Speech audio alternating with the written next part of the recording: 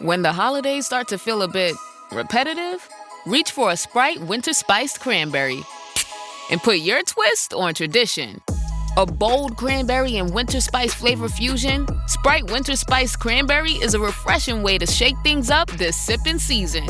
And only for a limited time. Sprite. Obey your thirst. This episode is brought to you by Indeed. You're ready to move your business forward, but first, you need to find the right team. Start your search with Indeed Sponsored Jobs. It can help you reach qualified candidates fast, ensuring your listing is the first one they see. According to Indeed data, sponsored jobs are 90% more likely to report a hire than non-sponsored jobs. See the results for yourself. Get a $75 sponsored job credit at Indeed.com/podcast. Terms and conditions apply.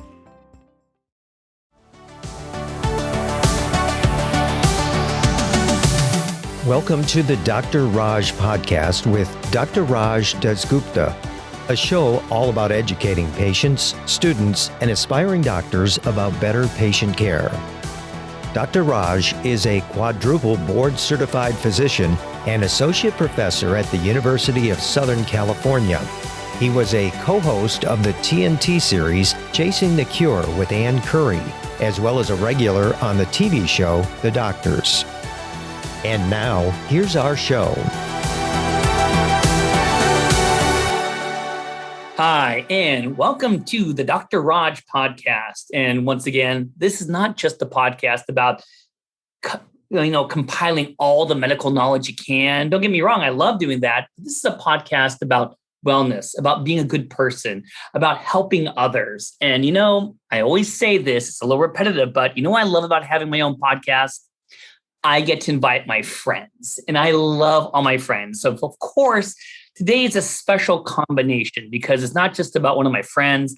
Many people have always asked me like, hey, Dr. Raj, what's your jam? And I'll tell you that I enjoy my life divided into three compartments. And of course, the biggest one is being a doctor. And I'm always so blessed to do that.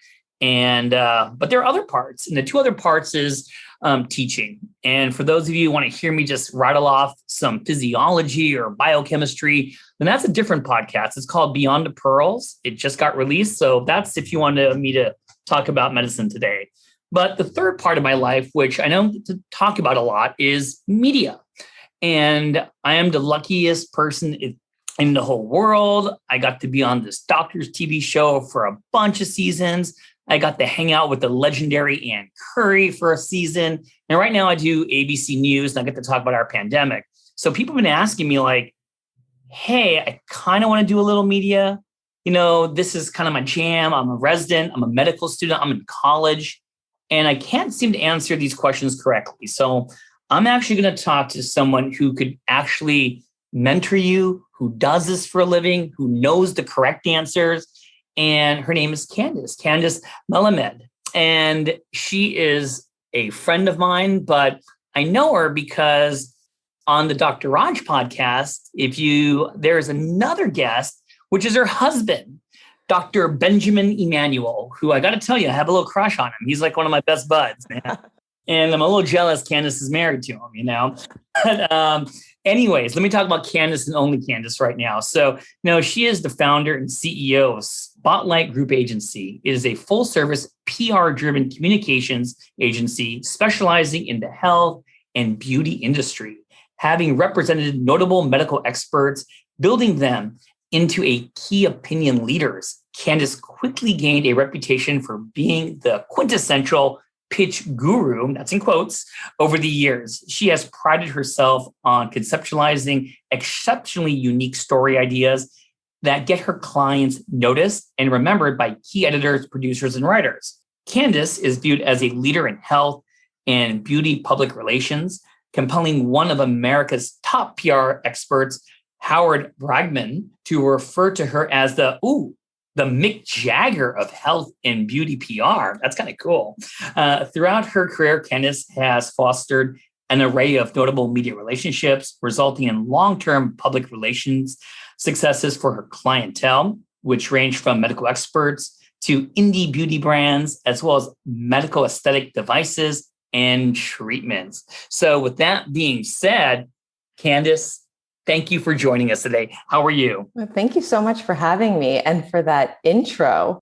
I was trying not to laugh hysterically at the comment about Ben. Well, I got to tell you, ever since I got to meet you, and one of the first time I actually met you was on a cruise ship. I know. We would have been planning to be together with our families. I know, of all places. So let's start off with a little background. This is kind of like the meet and greet part of the podcast. So you are from wonderful Southern California like me. And tell me the story, the timeline of how did you get where you are today? Where did you go to college? And did you always want to be a PR guru? No, I went to college at CSUN, but I actually didn't even know what PR was. But I'm fortunate enough that my older brother, who's 5 years older than me, was already in college when I was in high school going through the what do you want to be when you grow up phase with college counselors. And as they checklisted medicine or I don't know, all these different possibilities, asking me what classes I liked the most, what I really enjoyed was dealing with people and interacting and listening to stories and just that one-on-one, that personal human interaction is what I love the most. And I always have. And, the counselors were like, try psychology and sociology and take these summer classes and see what you think. My brother, on the other hand, had just transitioned from, I think, biology or something to journalism. And he came home one day and he was like, there's this thing in the journalism department called public relations. Oh. And it suits your person. It's like perfect for you. It's exactly you. I think you'd love it. And I applied to college, applied to CSUN. That's where I went. They have an astounding journalism department. And so I was able to do my emphasis in public relations, and I did a minor in marketing at the same time. But I just totally trusted my brother, and I was like, oh, he said this fits my personality. I'm just going to go with it. And so my second year in, I started to have that panic of like, I really don't know what PR is. We haven't taken those upper division classes. I better take an internship and just figure out what this is all about. And so being in LA and, being in my very early 20s, I was like, I'm going to do an entertainment PR internship. Cool. I thought PR is publicist. And that to me was like celebrities publicist. And what I didn't know anything else. So I did an entertainment PR internship with Warren Cowan and Associates. And Warren Cowan, who's since passed, was known as the godfather of PR. I mean, he started, it's just an amazing roster of clients, and he had a number of VPs working in his office. And so I had the opportunity to work with several of them and do different tasks. And I mean, what a great time to be in entertainment PR, doing red carpet events and gifting seats and, it's the whole Hollywood theme, but it grew old very quickly. The most important part of it though, was that I was beyond fascinated and enthralled, not with the Hollywood angle, but with the fact that I was behind the scenes, that stories, that articles, that TV segments were happening. People were reading these things and they were watching these things, and they had no idea that here I was behind the scenes initiating that story and making it happen. And to me, that was the coolest part. Like totally. I had no desire to have a byline. Some journalists are like, it's all about the byline for me. It's, I want my name there on the screen, or I want my name there in the byline. And I had zero desire to be in the front and center. I love that behind the scenes. I love the fact that I was making things happen. People were reading these articles. It was causing change or conversation. And no one had any idea that it was me. To me, that was really exciting. And so I quickly realized that entertainment was not for me, but PR was. And so I obviously finished my education, and I went on to do a little bit of different types of PR. I did some beauty, working with a local day spa in Los Angeles. I did some restaurant. I did some corporate work with CarMax when they launched into Southern California. And then I started my own agency of super PR only boutique little agency. And my very first client was a relatively young doctor, pretty straight out of medical school, pretty recent out of medical school. But I was able to get him some amazing press, both locally in Los Angeles and nationally. So like the men's journals, nice, and, ABC News and, you name it. And so for me, my gauge into like, am I on the right path or not, is if I ask a lot of questions. So when I ask a lot of questions, to me, I'm super interested and I want to know more. And I just can't get enough. And I realized that when I worked with doctors, because with the entertainment agency, there was sort of like a celebrity doctor. He worked with the Lakers and, some sports teams, and his patients were some celebrities. So he had hired Warren Cowan and Associates. And so I did get a little taste of like working with the doctor too. So, and I asked a lot of questions then. And so that was my gauge. And I was just like, I love the beauty side of it. That keeps it fun. And the medical side of it was super interesting. Very, I was really engaged with that. It gave me an opportunity to learn about so many different fields of medicine without going to med school. And obviously I don't consider myself a doctor, but I find all these areas, whether it's neurology or dentistry or dermatology, you name it, I find it fascinating and I get an opportunity to learn a little bit.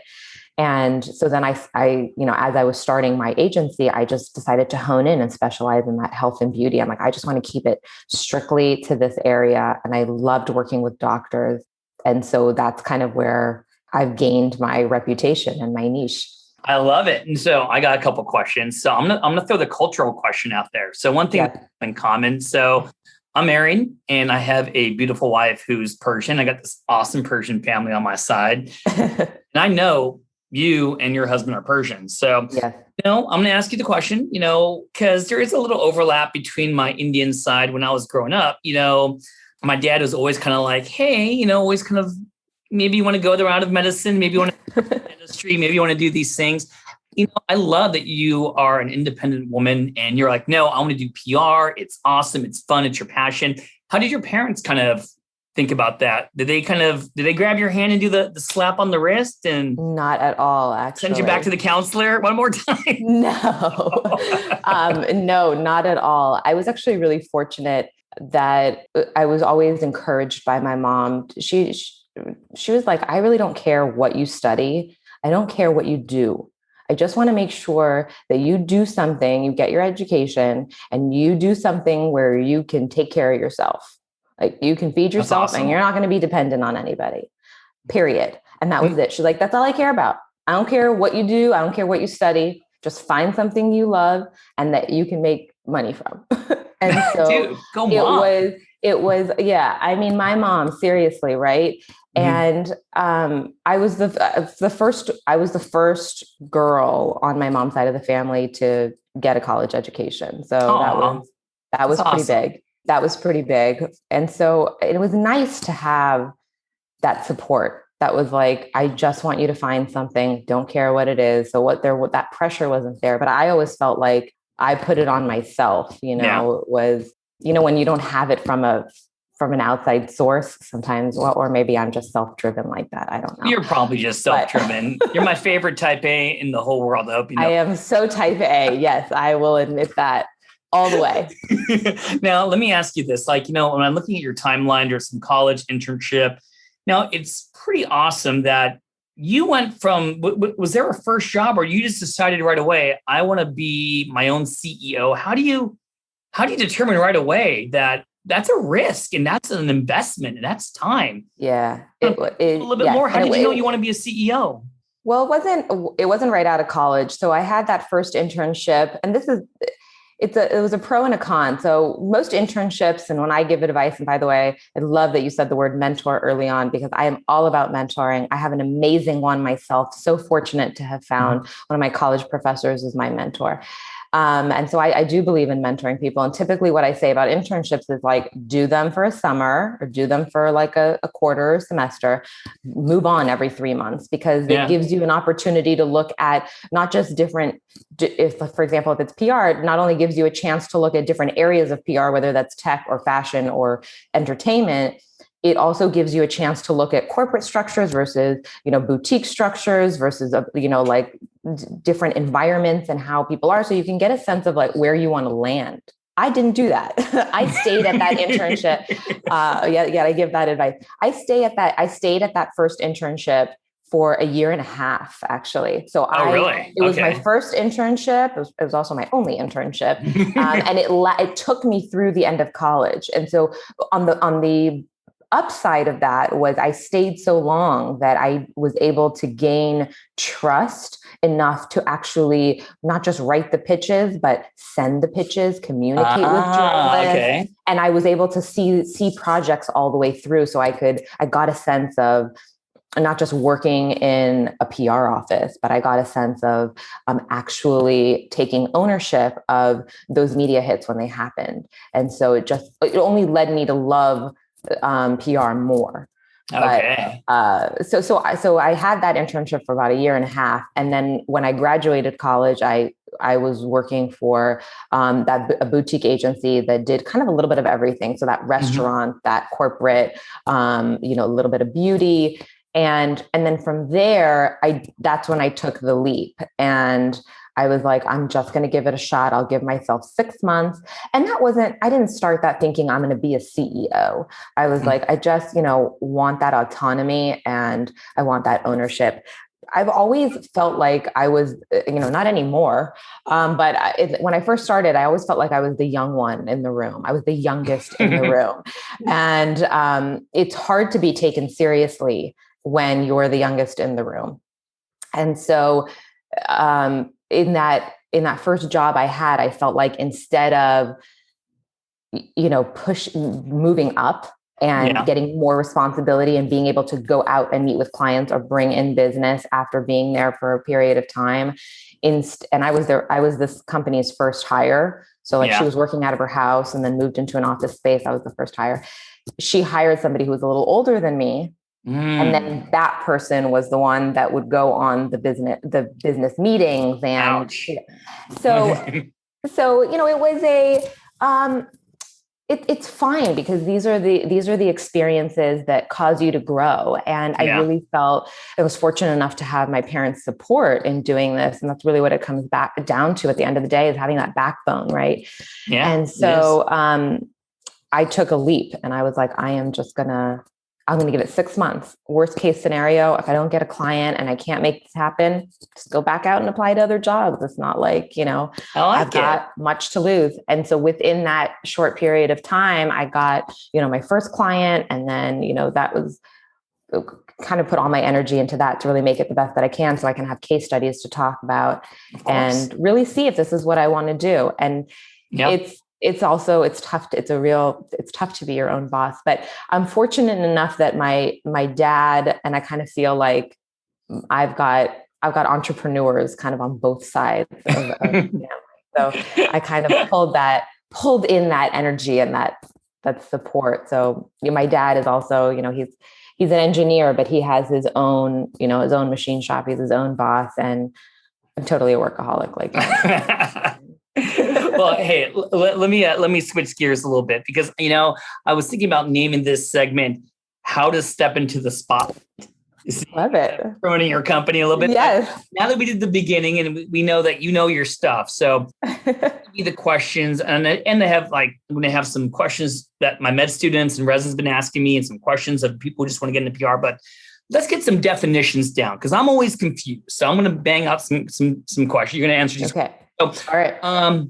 What is PR? And people always say, dude, I need some PR if I'm going into that, but do they really need it, Candis? And can you explain this to us?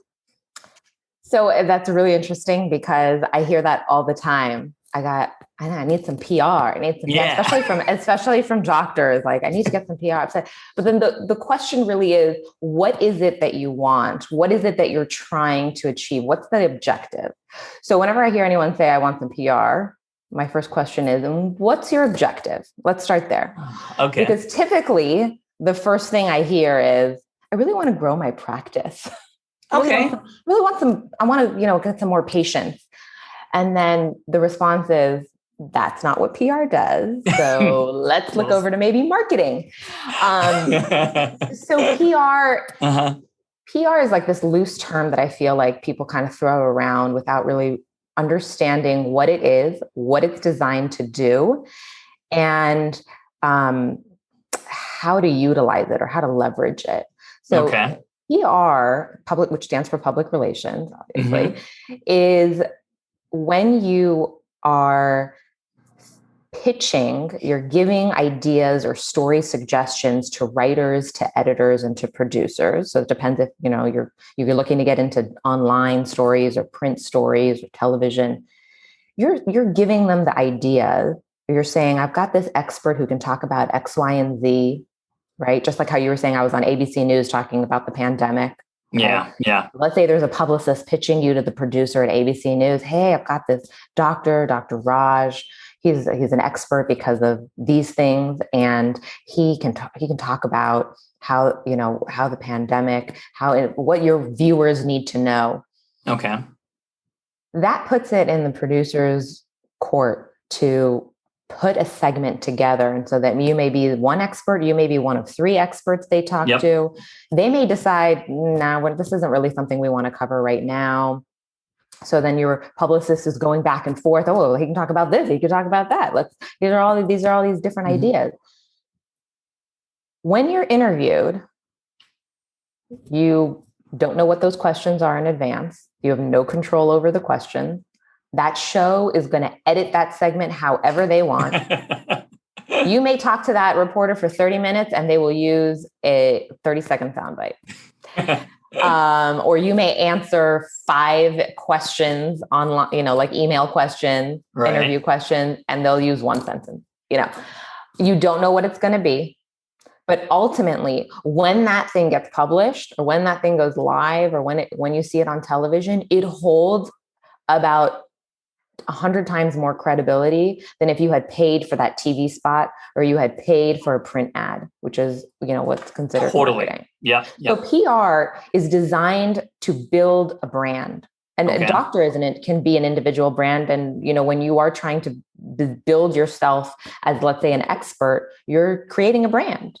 And so that's what public relations is designed to do. It's not necessarily designed to grow your practice. It may do that. You may get some new patients. Let's say if you have a private practice, you may get some individual patients as a result of somebody, in your area seeing you on a national television show.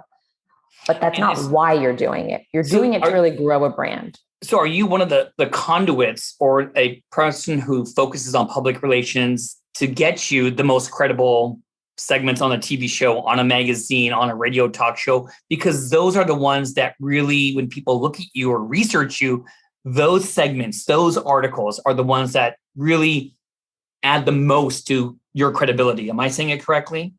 Yes, correct to a certain extent. I am the conduit. Publicists are the conduit between their clients, and in this case, let's just say they're doctors, and the media. Okay. And so what our job is just to, through the types of media, through the types of stories that we get, that we initiate, it's our job to what those things do cumulatively is position that doctor as the leading expert in that particular field.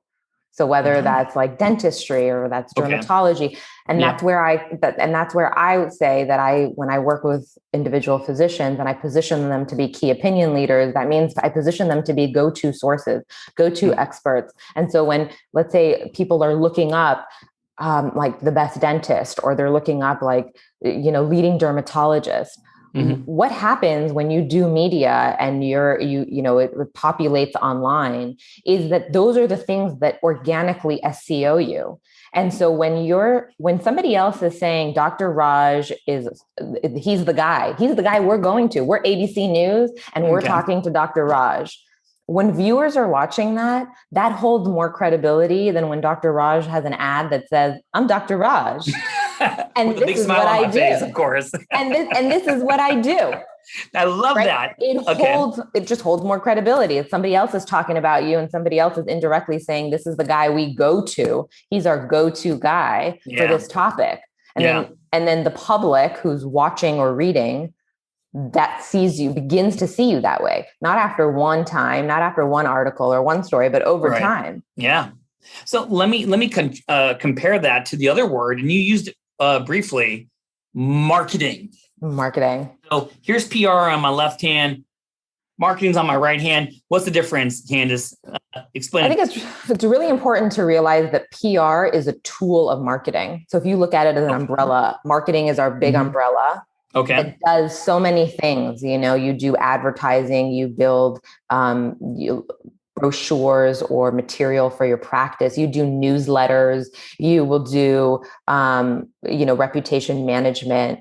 You will do PR that falls under marketing. It's one of the tools of marketing. Now, my career has been isolating PR on its own, but ultimately the reason why I restructured and I rebranded Spotlight to be what it is as a full service agency is because as time has gone on over the last, probably about 7-8 years ago, these things can't really work in silos anymore. There was a time when PR could stand on its own and people were kind of doing a little bit of this and a little bit of that.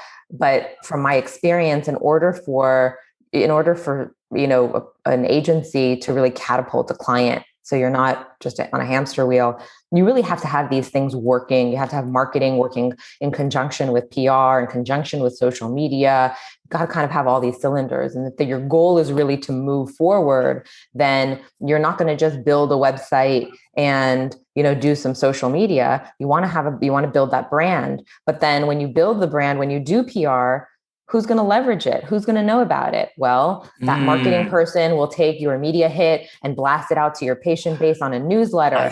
They will share it on your social media. They will put it up on the website.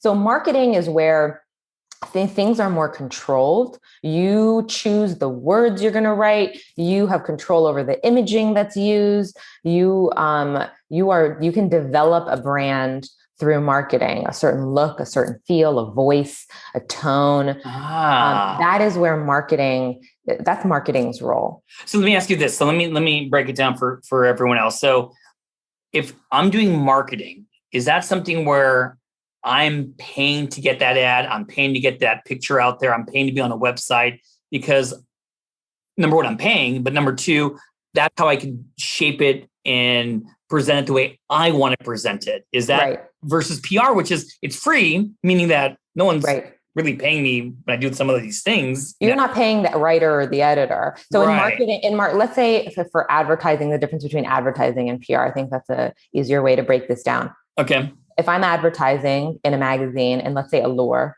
I am paying Allure for a half a page ad.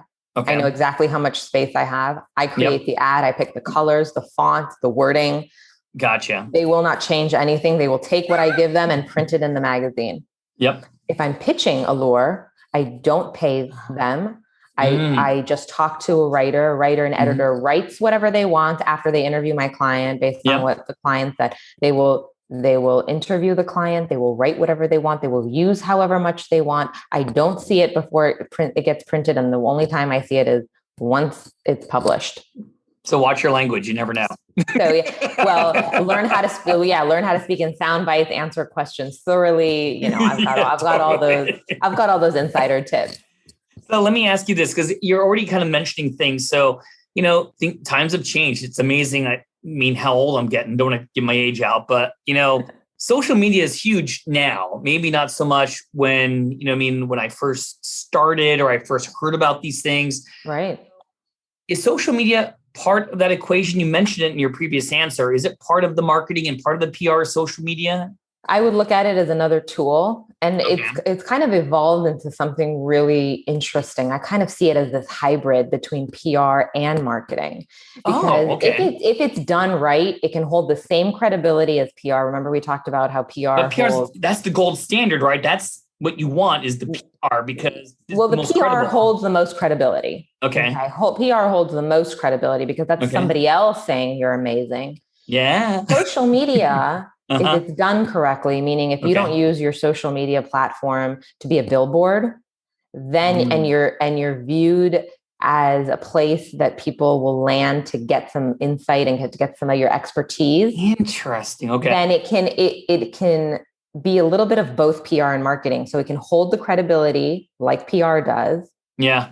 Okay. Because they're trusting you. They're starting to trust what you say. You build the trust there over time, but it's controlled the way marketing is because you're the one that controls the page. So you're posting it. You're writing the content. You're, doing the imagery. It's your photos, your, copy, however you want to do it. Sure. So it's really this unique hybrid that's evolved, and it really wasn't like this a few years ago even, but as time has gone on, we're finding that the recipe for success really is not to be a big billboard where your social media post is constantly about me. This is what I do. This is what I sell. But it's the most successful. We found it to be the most successful when your audience is really turning to you as an expert. And so they're turning to you you're giving away that free advice that you would with PR, right? You're talking about medicine and your specialty. I'll tell you what, Candis, I mean, that was a great tip. I'm going to actually write that one down myself after the interview, because very easy to make things a billboard. And I got to say, I'm guilty. Yeah. You know what I mean? Here's Raj and Raj and Raj, but, to put the content you're talking about, me to give out free sleep tips and give free pulmonary tips and board stuff tips. It takes time. It's effort. It's a job. It's a total job. It's a full-time job. Are you kidding me? It's not even just a job. It's a full-time job. So I can see why you're saying, I understand now the way you're explaining it, why it's very close to PR, because of the fact that you just can't put random stuff out there for everyone to see that doesn't have credibility to it, because you put yourself under the microscope, Right. So that's a really good tip. So I'm going to cut you off there for a second, just because I want to say that I often say that when, as publicists, when we're pitching media, if it's the first time they're hearing about a doctor or, it's somebody new, they will go to two places. They will go to your website and they'll go to your social media. So they go to your website to find out what you do, like your services, what you do. They go to social media to find out who you are. Wow. So they go to find out how you speak, your voice, your imagery, like how you present yourself. How are you responding to people's comments? Is it lighthearted? Is it serious? Is it scientific? Is it layman? Does it appeal to the layman? So this is why I really feel like the website, and less and less the website is a calling card, and more it's just like the two places that media will go to just really to fill that picture of who a doctor is. So I got a question. So for my med students, residents, whatever, who are listening to this, who want to get in that world, would I be wrong by saying, Candis, a good first step that you can do is the website and social media? You're in charge of it. You could actually make it. And obviously, it takes time and effort. I'm sure people could help you with it, but it's not cheap. Would that be a first step for anyone who wants to start dabbling in that field, is to get the website and social media as the first step? I would actually recommend their first step being to build a brand foundation. It's actually to really identify who they are, who they want to be. If you're a resident or a med student, like who you want to be as a practicing physician. What's your again, back to what's your objective, right? Yeah. What's your objective? So here's some questions they can ask themselves. Why am I doing what I'm doing? What's my goal, and how do I know when I got there? Yeah. What are the things that I need to do, or if I'm in a practice, we need to do every single day to achieve that vision? what are our unwavering principles? So no matter what are the things that we don't compromise or I don't compromise as a physician? I like that question. That's a nice one. It's an important one. That's a really nice one. Okay. And then what makes you special? Like, what's your positioning? What makes you special? And then your character, like what's your voice and your personality? And those are in each of these areas, you might want a couple of words, your core and your personality and your voice. It can be like, 15 words. And the reason why this brand foundation, this one sheet of paper is so important is because everything else that you do, whether that's PR, whether that's social media, whether that's a website, needs to serve this one piece of paper. Okay. Wow. All right. So let's say you start doing this and then you start becoming a busy doctor. You can't do it on your own anymore. No. And let's say you just want to hire somebody. What do? You give them this one piece of paper and you say, this is who I am. This is my voice. This is my personality. These are the things I'm not ready to compromise on. And then that person should be able to take this piece of paper, your brand foundation, and continue doing your social media so that the voice doesn't change. If you hired like a 20-year-old to do it, you as like a Harvard educated doctor, don't start sounding like a 20-year-old on your social media, which we have seen happen with our clients. No, it happens all the time. And, if you are rooted in science and rooted in medicine and studies, that they are able to find those studies and speak in that voice. If you have if you approach everything with humor, then they can do that too. It's really an art, but it's so important to know who you are as a brand, because even for us, when we're pitching our clients, we've got a client who's very rooted in science and in medicine, and he does research and he's published.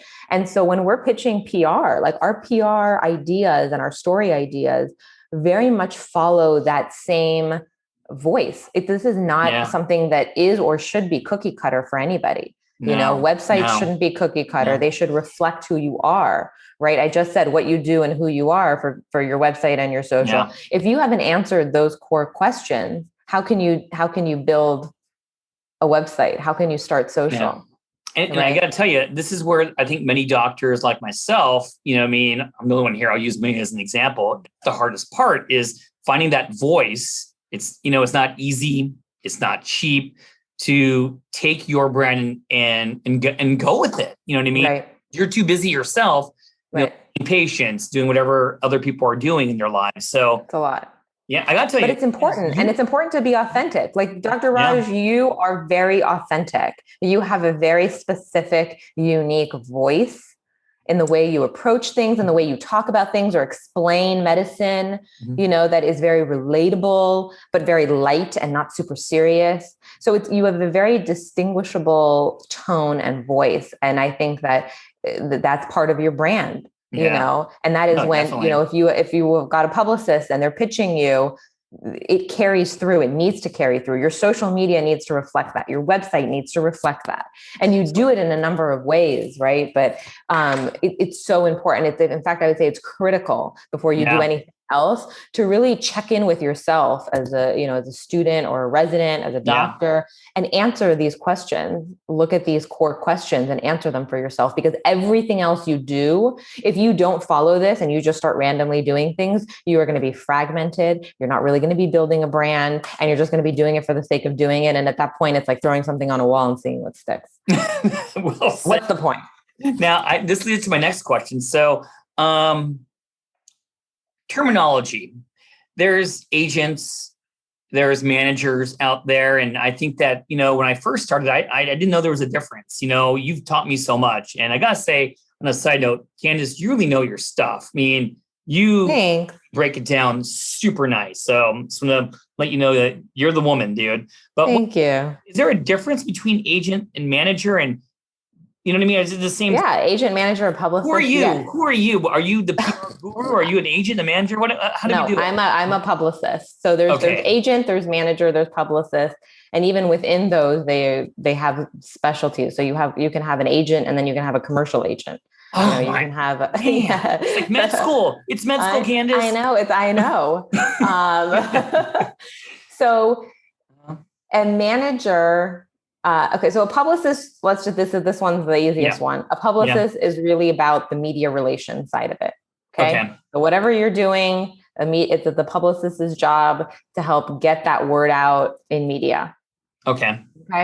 That's the easiest one. I like that one. That was easy. That's easy. We're already get 100% on that one.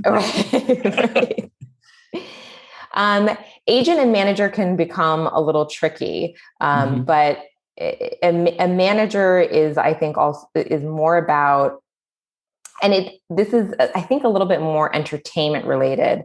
There are a few doctors that do have agents and managers, or different types of agents and managers, but they are really going to be more of those celebrity doctors who, are or were on like Extreme Makeover and Dr. 90210. And they're they'll likely have agents that have helped them strike a deal or have gotten them into in with like certain producers or directors to be part of shows.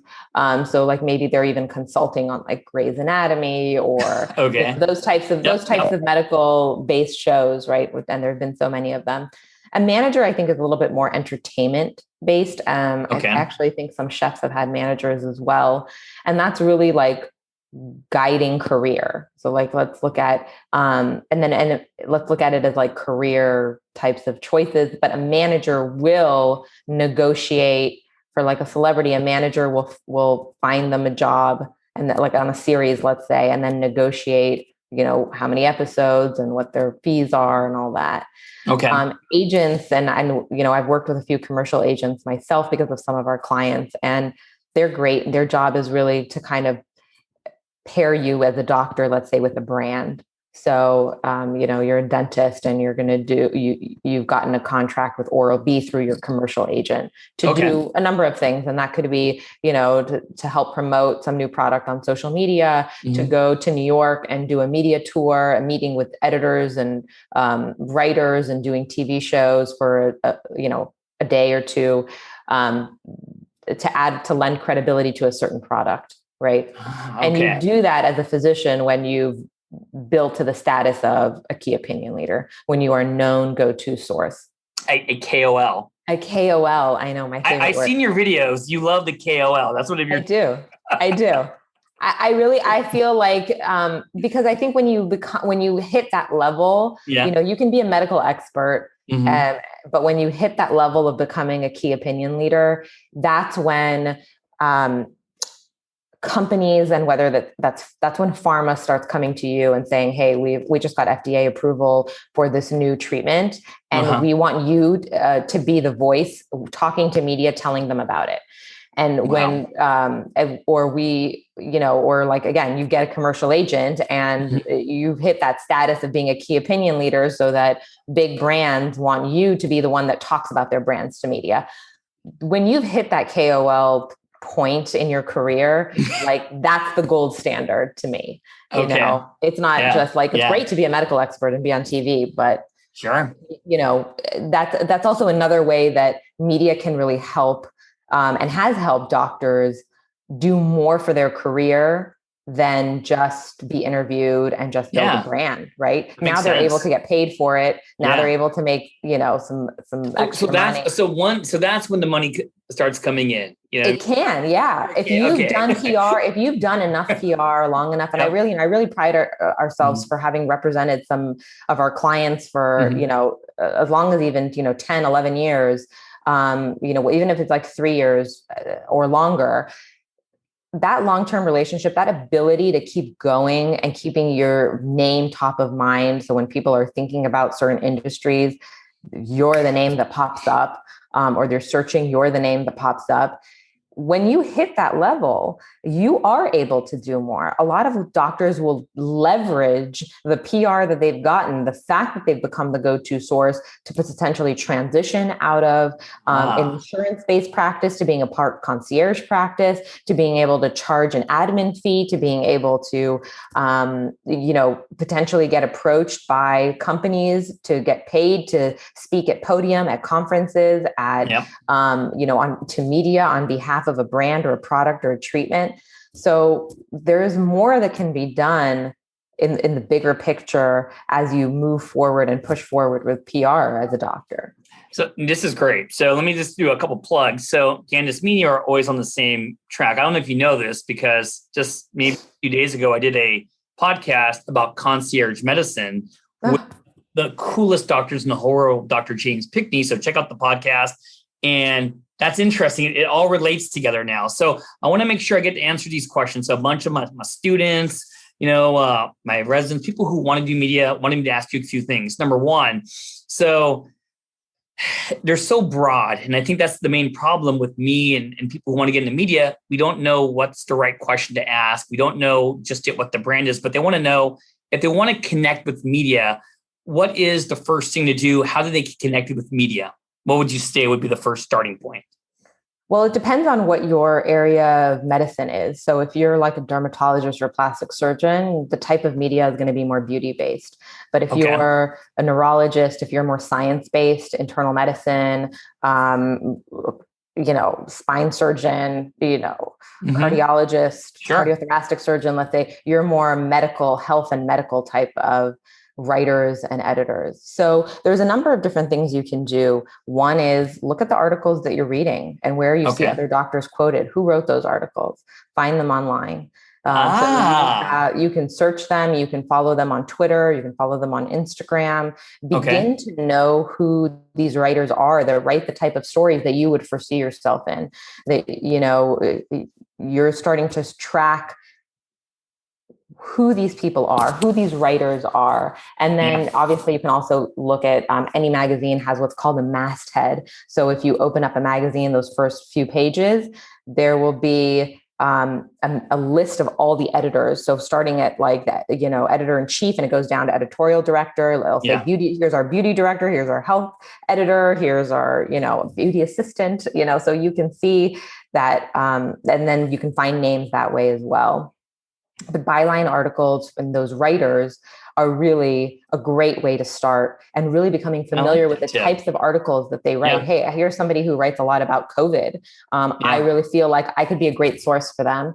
So you reach out, and you say, hey, I've noticed a few of your articles, and I like how you're informing readers about COVID. I'm Dr. Raj. This is what I specialize in. And I feel like I can add a lot of insight for your readers. This is what I bring to the table that's unique and different. And that's one of the other things about PR. Is it right for everybody? No, it's not. It's not right for everybody. And you always want to ask yourself, what do I have to offer that's unique and different from the next guy?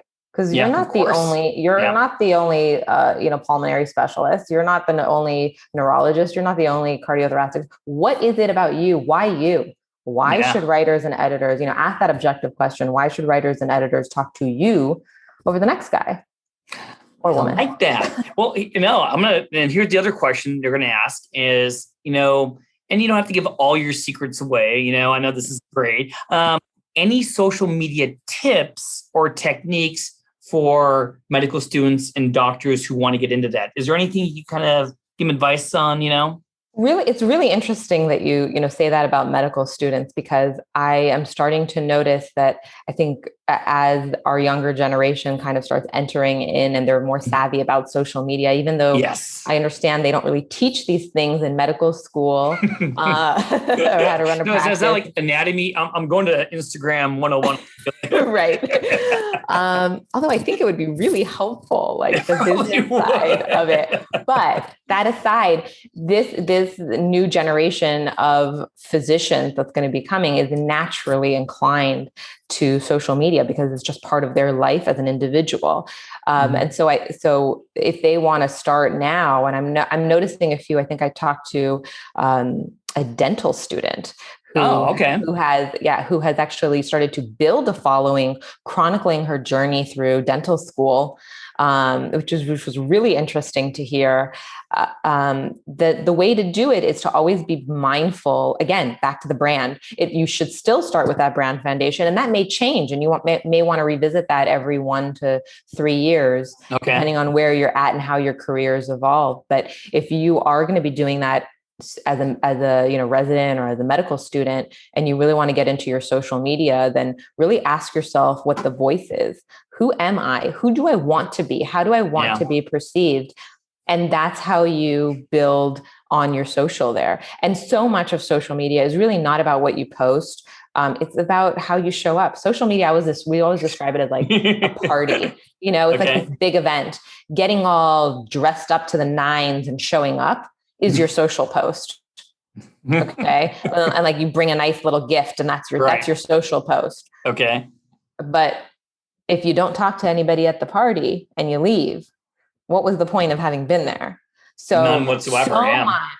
So much of social media is engagement, is not just talking to the people who comment, but going to other places where the type of people you want on your page are, and talking to them and being like authentic and insightful and engaging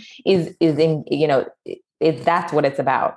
Nice analogy, by the way. I love the analogy there. Thank you. It's a big one. It really is a big one, because it is about being, pun intended, social, and talking to people there, talking to people that are on and around, where you want to be. You go to where they are. I want to make sure, because I already made this about the medical students and the residents and the interns, and I love all you folks. But you know what? I do have a small demographic of people who are undecided. So I want to give, my college students who do listen a little bit, who haven't decided yet. So if they wanted to go into PR, they haven't decided yet. They listen to this podcast, are like, dude, Candis is the bomb. I want to be like her. So any tips for students in high school or college who may want to go into PR? Just a generalized answer for you now. Oh, I love this question. So one of my clients does the LEAP Foundation every year. It's a nonprofit organization for high school and college kids. And I participate every year as a mentor. And they do what's called, it's almost like speed dating, but they have a bunch of professionals at tables. And then these students come to the table and they start asking you fire rapid questions about what you do and how you got into what you're doing and advice and all that. So this is exactly like that. And they're all high school and college kids. Okay. And so what I love to tell these students is, whether it's PR or you're just not sure what you want to do, it all comes back to that internship. Think about what you think seems fun and sounds fun. And then, or like somebody, and you're like, I really think I could do that, or that seems really fun. You can do a couple of things. One, you can do an internship, or two, you can do what's called an informational interview.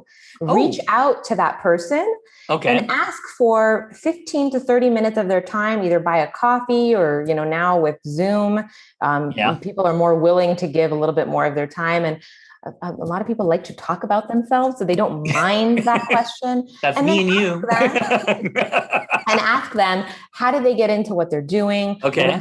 What does an average day look like for them? And that gives you some insight into what that role looks like. Yeah. Being in an internship, there's really nothing quite like that. And I think, to me, that's like the ultimate, is do these 3-month internships during college, during your summer, or and they don't have to be every day. We have interns at our company, and sometimes they're, Monday, Wednesday, Friday, or sometimes they're Tuesday, Thursday interns. We work around school schedules. We give them time off for like midterms and finals, but they really do get an opportunity to get that hands-on experience. They learn about, PR is not just all like going out and having, meeting with people and being on set, which I love, but it's a lot of research. It's a lot of writing. I think that's the big misconception with PR. Like, if you don't love to write, it's probably not for you.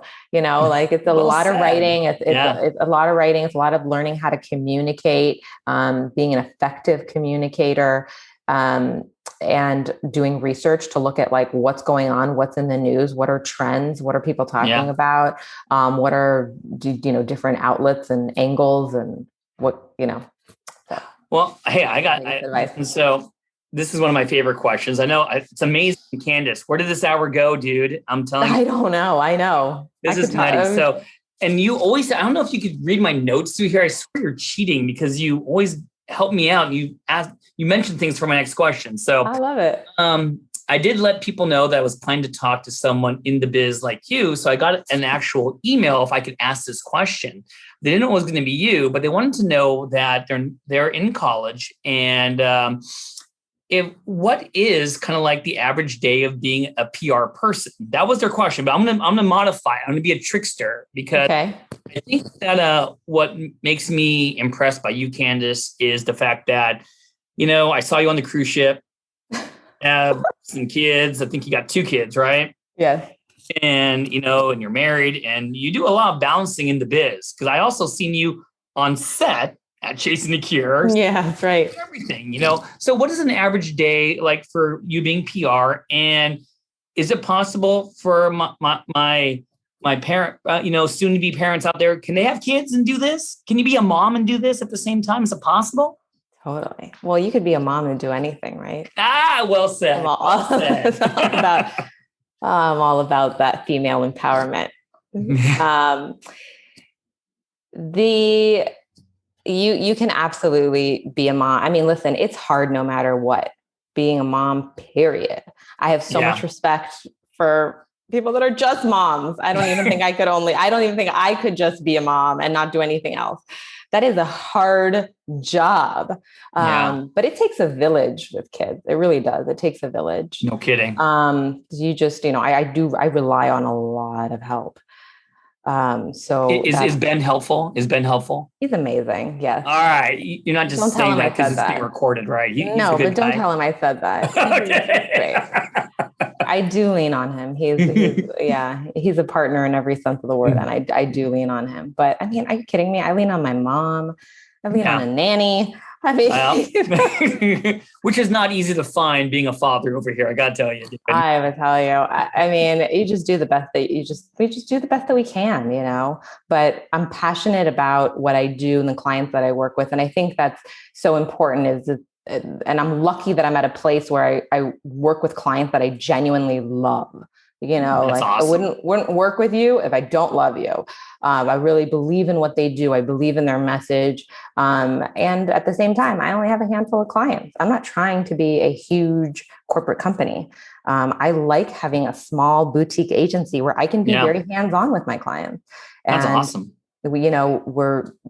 I hear about their families and they're having babies, or their kids are graduating college, or, parents who are sick, or, whatever. This is about that person. Again, it comes back to what I love the most, which is that personal connection, right? Remember I was saying that back in high school. I'm going to give a movie analogy, and I hope you know this movie, or else I'll be the weirdo host over here. You remind me of this movie called Jerry Maguire. I don't know if you've ever seen it. I love Jerry Maguire. Help me, help you, help me. And he stopped being part of this huge sports firm to be more personal with his clients and have less clients.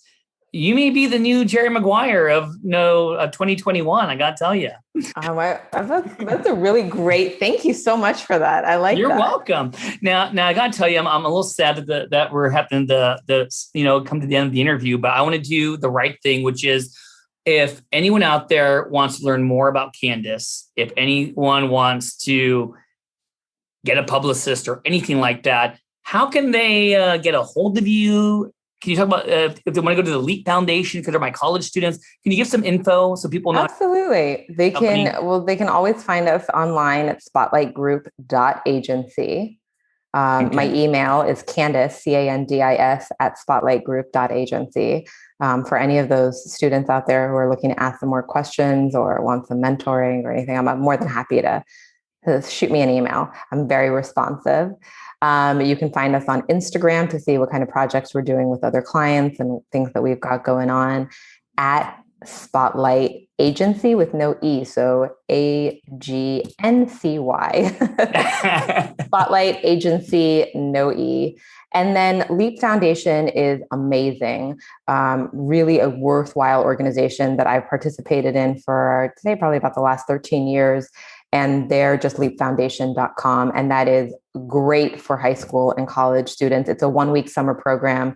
Pre-COVID, it was held at UCLA on campus. So they stayed in the dorms, and they bring in motivational speakers. They bring in, you've got coaches and motivational speakers. And one of my favorites, Jonathan Sprinkles, who's an incredible business coach and speaker, comes every year. The students just take away so much. And I participate, like I mentioned, in that mentor roundtable. Okay. So they get, you get access to real everyday people in the industry. You want to be a firefighter, important. There's a firefighter there who can answer your questions, or a clothing designer. I don't want to miss your college student's email question. So I just realized I don't think I fully answered that. About your day? About your day? About the average, yes. So I thought you forgot about it because of time crunch. I don't want to pressure you. But what is your average day, Ian? I have to tell you, one of my favorite things about PR is that no 2 days ever look the same. That is the beauty of PR. So there may be one day where I'm doing more research and just trying to think about what each client, like how am I taking each client to the next level? How are we doing from a 30,000 foot view of where they're at in terms of goals? How can we push forward and do more? There may be a day where it's like a writing day. We need to get some pitches done. Let's write them, or the team is writing them and I'm editing them. There may be mornings. Usually I like to reserve pitch mornings for pitching because we're in LA and most writers and editors are like East Coast. So they're 3 hours ahead. So our early morning is hitting their kind of morning and noon, but wanting to get that information out. And then there are other times where we're coordinating stories, meaning like we're sending questions to our clients. We're working on photography. We may be coordinating a photo shoot. I just finished working on a reel for another client, taking different clips from his different media interviews and putting it together into a nice piece that can showcase what he's like on camera. So, I mean, that's really the beauty of PR, is that no 2 days look the same. Well said. I'm glad we finished the conversation on that. And I got to tell you, to embarrass you again, you know your stuff. And I do thank you to hang around with many managers and agents and many publicists. And you're just an amazing person. Thank you, Dr. Raj. Thank you for honestly taking the time. And this is great. And for all the stuff, all your info, I'm going to put them in the show notes for whoever's listening right now. So, Candis, if I get some good responses on this podcast, are you going to be cool enough to come back and hang with me one more time, maybe? Anytime. One more time, 10 more times, as much as you'll have me. I am here to answer questions as long as you'd like to ask them. Anyways, thank you for joining the Dr. Raj podcast today. And everyone, I will see you in probably a couple weeks for the next one. Stay tuned. Bye, Candis. Have a great day. Bye. Thanks for listening. This has been a production of Ars Longa Media. Our producers are Madison Linden and Chris Brightigan. Our executive producer is Dr. Patrick Beeman. This podcast is for educational purposes only and not intended for medical advice. Ars Longa, Vita Brevis.